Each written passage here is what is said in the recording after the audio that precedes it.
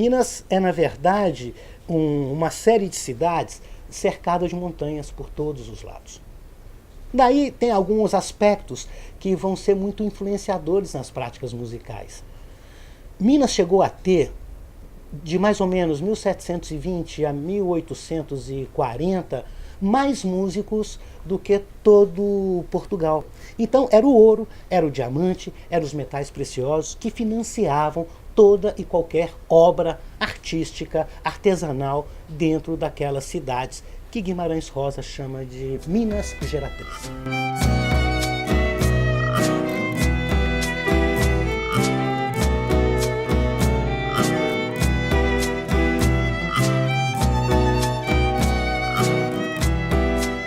Então, Vitor, o Museu da Música ele não foi projetado para ter um resgate de uma história musical, simplesmente de Minas, é isso? O Museu da Música é uma instituição que inicialmente recupera fontes de aproximadamente 30 localidades do entorno de Mariana. Essas pesquisas que vocês fizeram, existiam acervos disso em cada região? Como que foi a busca disso? Uma missão quase antropológica, né? Assim, você conseguir recuperar esse material e isso se deu em função da atuação de um bispo, que chama-se Dom Oscar de Oliveira. Ele começou nas visitas pastorais, né, que Mariana, na época, talvez tivesse quase 180 localidades, 180 paróquias, a perguntar, a investigar se essas fontes estavam em poder de particulares, em assoalhos, tetos das igrejas históricas, né, assim. E ele consegue reunir um grande volume de documentos, né, assim, e por trás desse volume de documentos, hoje está uma grande arquitetura do ponto de vista da ciência e da informação, que diz respeito a de onde vêm esses documentos. Tem aí por trás uma ideia de patrimônio, né, assim, de patrimônio arquivístico musical, né, assim, que é exatamente pensar que como a talha, a pintura, a arquitetura, existia uma música no século XVIII, né, assim, que acompanhava todo esse contexto, né, assim, e que ela é factível de ser ouvida atualmente. Aí tem outro aspecto interessante que vai refletir até no próprio gosto da música brasileira depois, que é a prática musical ter sido feita predominantemente por mestiços. Até hoje a gente vê uma herança fortíssima dessa cultura negra na região das Minas Gerais, né? Até muito mais forte do que São Paulo e outras regiões aqui, né? Porque aqui a gente teve uma presença indígena muito grande. A região das Minas, por conta do ciclo do ouro, acabou entrando muito fortemente a questão do escravizado negro. Por exemplo, a gente está diante do totem aqui do João de Deus de Castro Lobo, né, assim, que é um compositor que nasce em Ouro Preto, que cresce e aprende música na Casa da Ópera, né, assim, que é o teatro mais antigo em funcionamento na América Latina. E ele é um compositor que, atuando ali na Casa da Ópera, certamente realizou obras que seriam distantes do que se esperaria de um contexto sacro. Uhum. O que o João de Deus faz é conseguir se ordenar padre, mesmo sendo negro, e vir trabalhar aqui na Catedral da Sé, ele como organista. Numa sociedade onde você tem o branco que manda e o negro que obedece, perversamente, a sociedade escravista, o mestiço é desclassificado. Ele não desce a condição do negro, porque ela é perversa demais. E não pode ascender a do branco, porque ele não é branco. Então ele não é nada. O que ele faz? Ele vai se ocupar de tarefas intermediárias. Então pintar a igreja, levantar a igreja, esculpir santo e fazer música era a prática deles. Não existiu no Brasil, e particularmente em Minas, escolas de música como teve na América Hispânica. Todo o ensino de música foi através das irmandades, ou de um ou outro músico que, pertencendo à irmandade, resolvia, num determinado momento, dar aula para outros mestiços, porque via naquilo uma ocupação não somente necessária, mas também por uma questão de sobrevivência dentro da própria sociedade. A nossa relação com a construção da memória a partir das fontes, ela também desconstrói um pouco essa abordagem de um sujeito que é central para que a história aconteça. Né, assim, a gente tem aqui uma situação que ela é muito inusitada em relação a isso. Há obras que são incríveis, né, assim, que tem uma função social, musical, que é totalmente, que contempla muitas pessoas, né, muitos afetos, muitas formas de fruir e que sequer são assinadas. Né, assim, então são obras de anônimos. Então não adianta procurar nesses compositores do século XVIII e da primeira metade do século XIX, sobretudo em Minas, alguma culminância estilística, porque não existe. Era fazer música. Aí a gente entra um pouco na seara do que seria o século XVIII, esse contexto do barroco, né? Assim, de que a música ela seria um ofício manual. Ela não teria esse apelo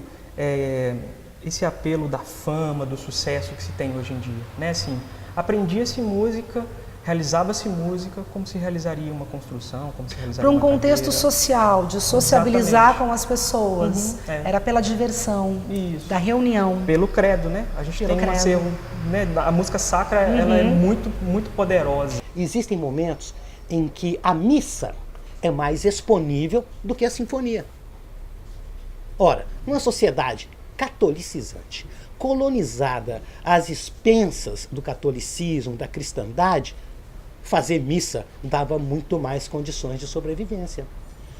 Raramente a gente encontra uma obra ou outra puramente instrumental, mas o resto era basicamente uma música voltada para religiosidade. No caso da música, aqui, sobretudo mineira, que é produzida no século XVIII, a gente tem algumas questões que se distanciam muito do que seria o barroco, né? Assim, uma questão que nos chama a atenção é que um dos pesquisadores mais importantes que estão relacionados com o início da pesquisa musicológica brasileira, que chama-se Kurt Lang, ele atribui de cara essa expectativa de fontes musicais do século XVIII, escrita por mestres que soaria como o barroco mineiro.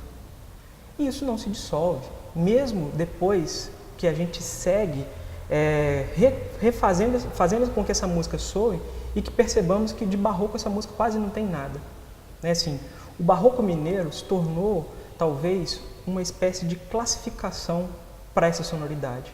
E ela só existe associada a esse contexto. Né? Assim, é como se fosse um estilo totalmente novo e que possivelmente tem pouquíssimas conexões com aquilo que seria a música barroco europeia, por exemplo. Ninguém está preocupado em polifonia, em fazer aquelas estripulias aritméticas de Johann Sebastian Bach. Muito embora encontra-se em arquivos mineiros, e certamente várias outras obras chegaram desde o início da segunda metade do século XVIII, eu encontrei várias em pesquisas que eu fiz por lá, compositores europeus que estavam muito em voga na Europa no século XVIII. Obras desses compositores começaram a chegar em Minas, mas não há a cópia, há uma leitura daquilo e depois há uma execução de uma maneira diferente. O lugar é outro, o ambiente é outro, os instrumentistas são outros, os ouvintes são outros. Então a música já muda. Daí não dá para dizer, como afirmou um musicólogo uma vez, que seria uma música luso-americana ou luso-brasileira. É uma música brasileira. Então os portugueses chegaram aqui, trouxeram manuscritos, né, e detalhes das práticas musicais europeias, mas também levaram daqui. A nossa modinha, né, a modinha é um estilo também que surge no final do século XVIII e perdura todo o século XIX. A nossa modinha, ela tinha mais jocosidade, ela tinha um pouco mais de humor do que a modinha portuguesa. Então, eles ouviam isso aqui, levavam para lá e acabavam contaminando, né, ou entrecruzando com as práticas próprias de Portugal. A modinha, talvez, junto com o lundu, tenham sido as primeiras manifestações do que poderia ser uma música popular brasileira.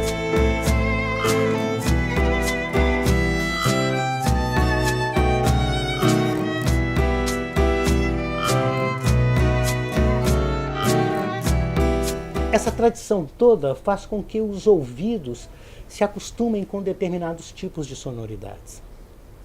Então, vai se preservar o cancioneiro mineiro, né? Que vai estar no congado, que vai estar numa rádio colocando uma música barroca italiana. Então, quando você pensa nessas práticas musicais em Minas, você pensa no legado que ela vai deixando, né?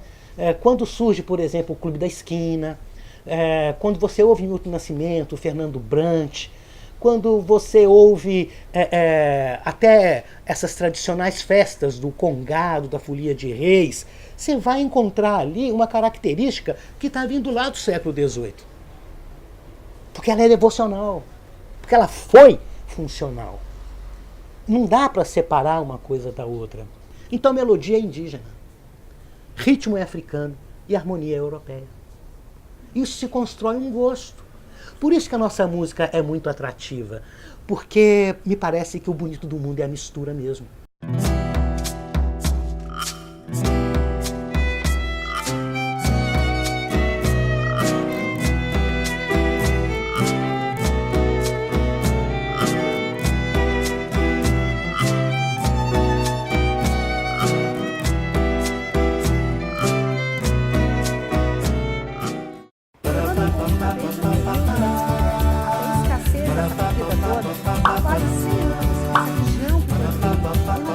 São Paulo, Rio de Janeiro, assim como todas as culturais